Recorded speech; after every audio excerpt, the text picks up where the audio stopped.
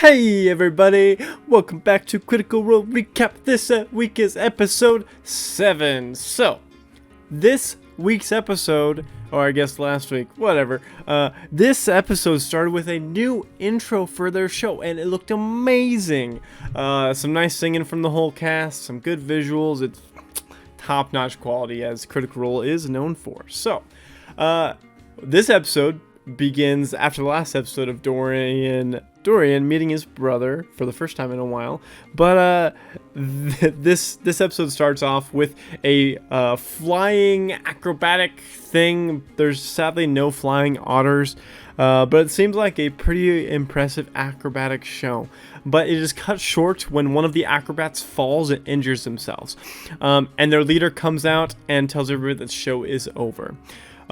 Once everybody in the place departs, the party convinces one of the employees that they are allowed in the backstage so that they can start to meet some of the performers and the leader of the show and the owner of the theater.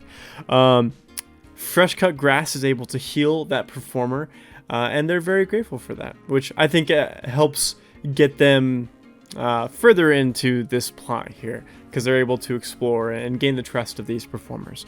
So the party then, they go to the owner of the theater and explain what they're doing here. They're very honest, very forthright. It's nice. And the owner thinks they're trying to get a shot into show business, and then asks who wants to audition as an actor, and most of the party except for Orem and Imogen and Dorian actually say yes. Especially Fern and Fresh Cut Grass are like, please teach us how to be in showbiz. And it's pretty adorable to see Fresh Cut Grass wanting to do this, because he's such a positive character. So the owner, after hearing their story and that they just want to help figure this out, allows them full access of the theater and tells the staff to let them anywhere and help with anything during the investigation for the missing people. That's why they're here. That's why they came to the theater, was to find these missing people. So they go to the different various locations. They go to the bathrooms, the basements, and they do a lot of questioning to a lot of different people. Matt pulls out some really interesting and fun characters for this encounter, and I think it's pretty good. So after investigating all around the theater, they decide to, Fresh Cut Grass actually sees a message in Marquesian that says outside, and so the party make their way out into a back alley, and Orem and Dorian go above onto the roof, and they also make it outside. And so eventually, everybody is outside in their various ways, and this alleyway looks extremely clean, which is a detail that Matt pointed out. It looks really clean, even though the janitor has been gone for a couple weeks now.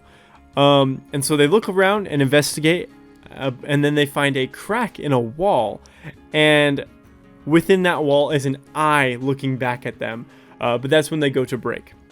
So after break, they come back and they have this really difficult and long battle with this strange animated wall.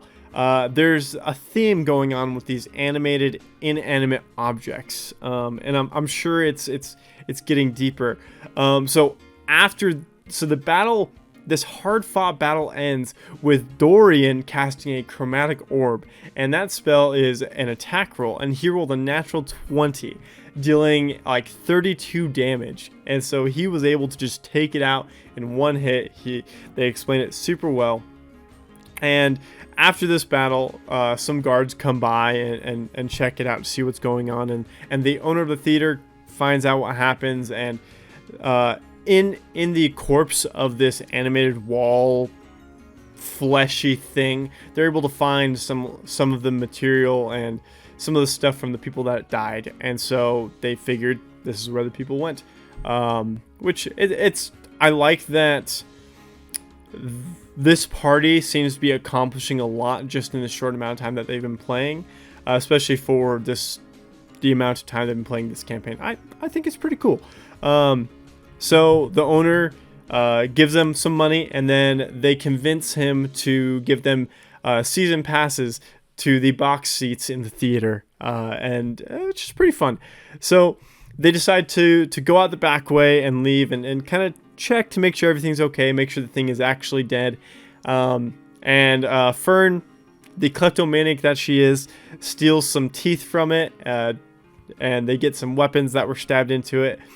And then they see this little character off in the distance, kind of hiding, and Imogen decides to speak to him in their mind. And Imogen like asks him what he's doing, and then Matt introduces Travis's new character. So Travis comes to the table and he introduces Chutney, the gnome. And Chutney is looking for his friend.